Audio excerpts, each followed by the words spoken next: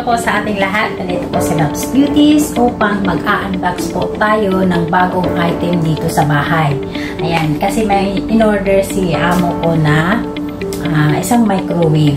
Mayroon naman kaming microwave kaso hindi siya, pag wala ako kasi, pag holiday ko, minsan gumagamit siya ng microwave oven pero hindi niya alam isi-set yung mga yung isang microwave. So, bumili siya ng bago para dito na doon kung saan siya nasanay.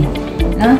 So, kasi gusto niya lang yung mabilisan ng microwave. Yun ang sabi niya sa akin. Kaya, so guys, samahan niyo ako yung ating i-unbox na bagong microwave. Yung brand niya is Sharp. So, ito yung ano niya. Papakita ko sa inyo yung dimension. Yung anong klaseng microwave ito. Okay? So, ito po yung bagong microwave. Steam microwave double grill oven. Ito yung Sharp. Ayan, 25 liters oven capacity niya. 100 Celsius degrees steam temperature niya. 5 microwave power level. At saka 900 watts output microwave, 44 auto programs. Wow, galing. 100 degrees Celsius to 230 degrees Celsius dual grill. Ayan, pwede para tayo dito mag-barbecue. So, ayan na po siya. I-open natin to. Actually, na-open ko na siya. Dito lang, pero hindi ko pa siya nilabas talaga. So, guys, please buksan natin siya.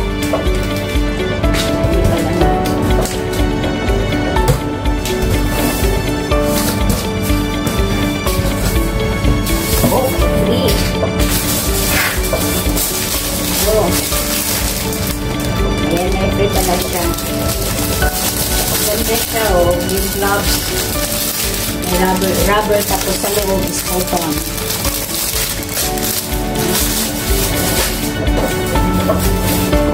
Yung manual.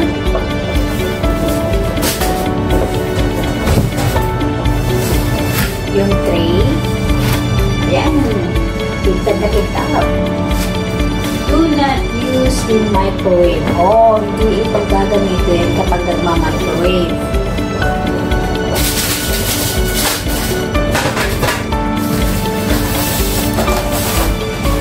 Kaya ko yan to? 25 liters.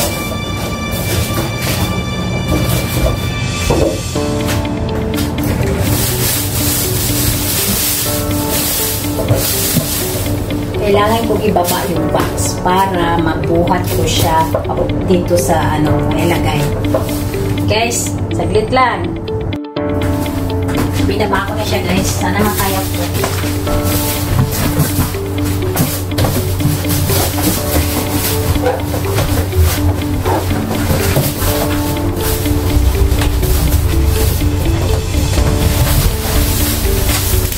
Bigat na siya.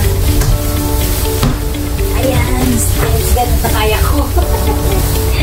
Ayan. Okay.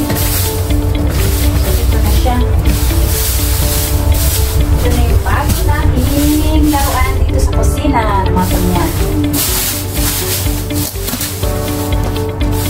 Ayan. Ito. Siguro natin kasi guys, lalagyan natin siya na yan ako muna kasi lalagyan natin siya ng wheel para ito madadali siya iurong-urong. Buti na lang yung amo ko matalino, pumili siya ng ganito.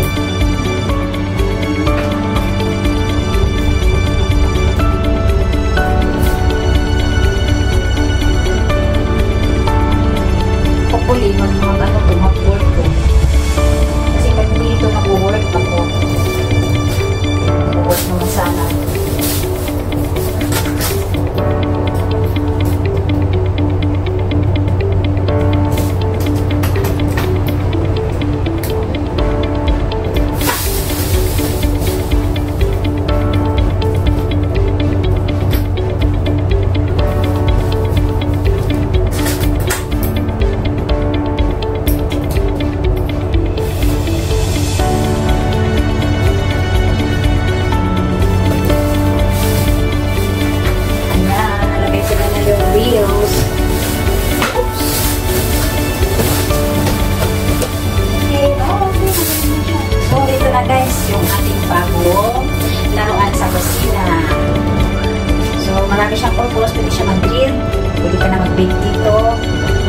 microwave, pwede na mag-bake ng cake. Hindi ko na pwede na ito gawin. Kasi yung isa, pwede naman siya makagawa ng cake. Kaso lang, hindi alam na ako po, babae. Minsan lang siya, nakatin mo. Ako, alam kong gamitin yan. Kaya, ito, pinapaan niya, pinipitan niya itong, ito. Kapitay ko pala sila. Ayan. Panasonic ito, maganda to eh, Panasonic brand. Ayan. Ano to? Ayan o. Maliit siya, cute. Pwede ka na din, pero yung grill pwede rin. Tapos microwave, steam, dito na lahat, pwede rin. Ewan ko, yun lang nakakano sa akin kasi gusto niya yung mabilisan ng pag-iinit. So, kaya siya isip pumili ng bago. At ito, binibinta niya doon sa kanyang kakilala ko. So, binili na to. So, ito kaya may bago siya. Kukunin na lang ito dito sa bahay. So, ako kung kailan nila kukunin. So, ayan. Check natin yung loob.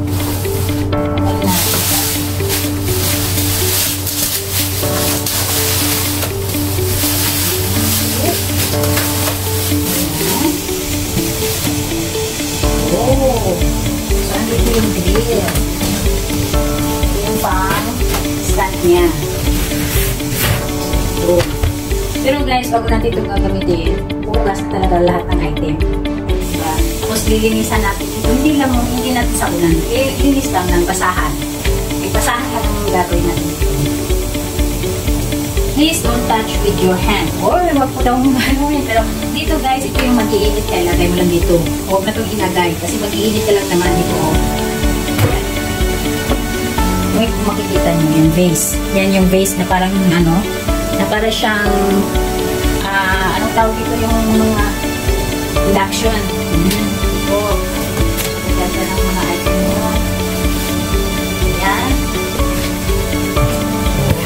Yung huhugasan. Ito, huhugasan din. Pati dyan, para pag gusto mo lang gamitin, dito to use. Hindi na hindi mo hugasan. Tapos dito sa loob, hugasan talaga. Kasi dyan tayo yung mga dust.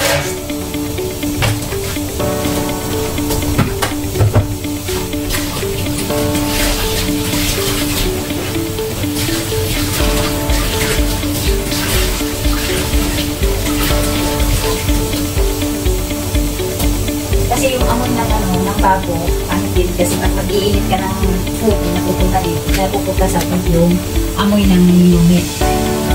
Kailangan mo talaga siyang linisan, tapos kailangan hindi mo siya isara. Hayaan mo siyang matuyo. Hayaan mo siyang matuyo. Huwag mo isara kasi mangangamay pa rin siya kasi hindi siya natuyo. Pinapunasan mo.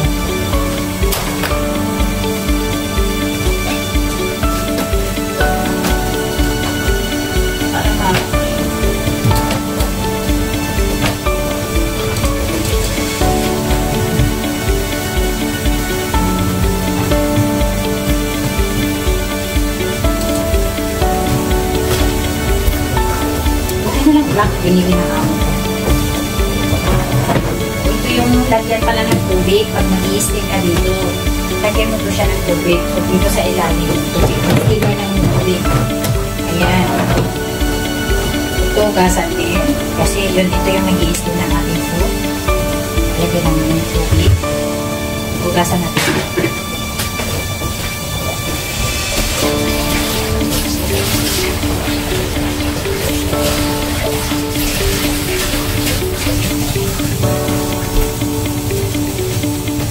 Ay nga yung tubig kasi lalaba ako.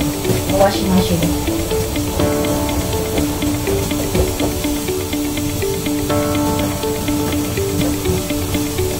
Nakamoy mo talaga yung bago.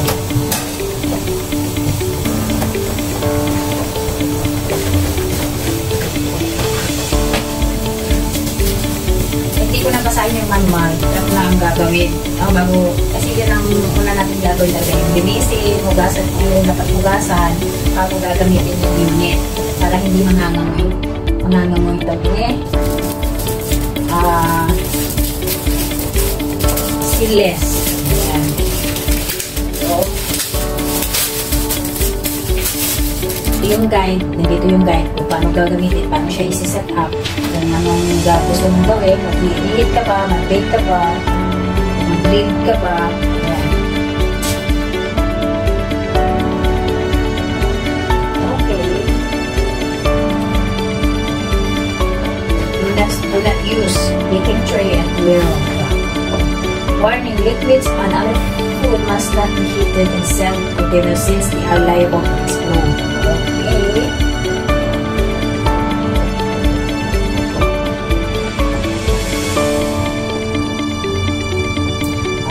Nandito sa 7. Number 7, important safety instructions. The oven should be cleaned regularly to prevent the air inlet and outlet from being blocked by foreign water and dust. When heating food in plastic or paper containers, keep an eye on the oven due to the possibility of ignition. Okay. Delikado din pala ito. Pag nag-overcook daw, they may catch fire. Oh, masusunog talaga.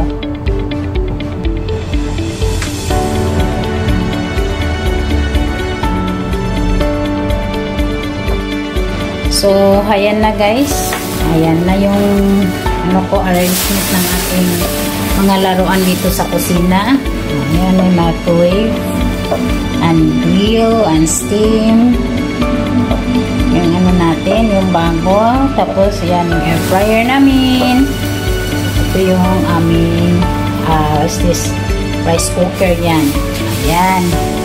So, may panibagong toy na naman ako na aking pag-aaralan ngayon.